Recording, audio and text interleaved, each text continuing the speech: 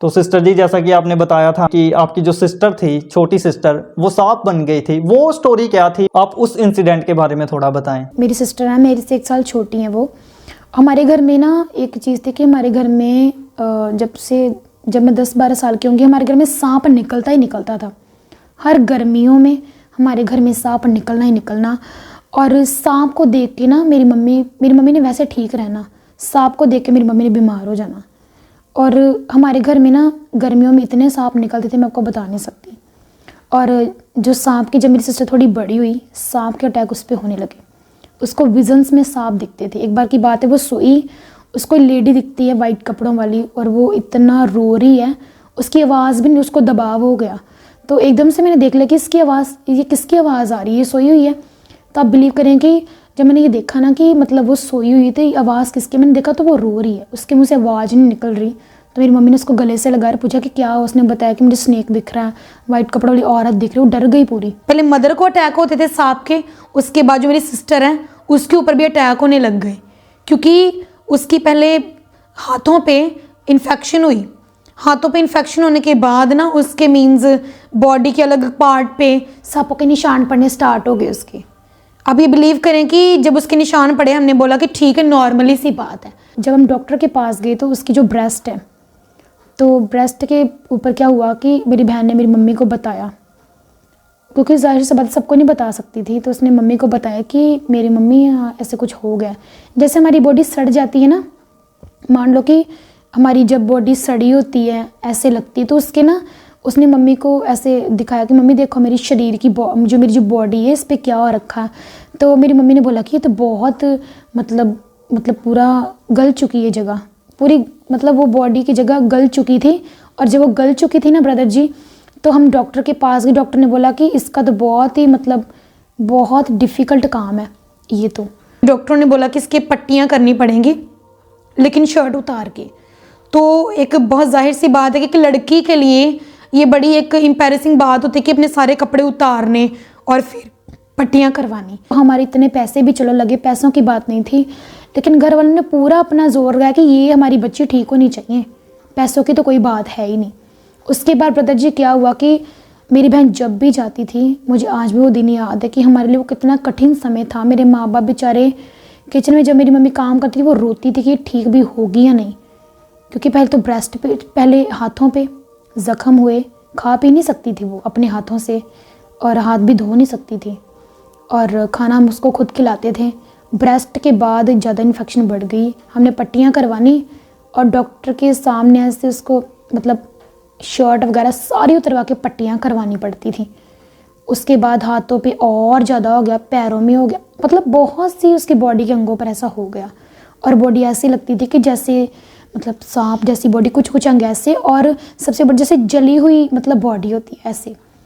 तो वो हमारे लिए एक बड़ा कठिन मोमेंट था। मेडिसिन चल रही थी, झाड़ फूक सब कुछ चल रहा था, बाबाओं के पास भी हम जा रहे थे, लेकिन वो जो उसके ऊपर वो जो अटैक हो रहे थे वो बढ़ रहे थे।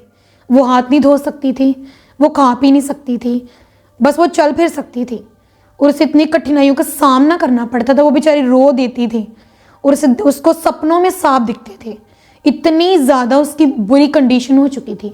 उसको देख देख के मम्मी रोती थी, फादर रोते थे, मैं भी बड़े सोचती थी। मैं उसको बताती नहीं थी, लेकिन मन में बड़ा बुरा लगता था, क्योंकि वो एक ऐसी बॉडी बन जाने को ईजी से बात नहीं है।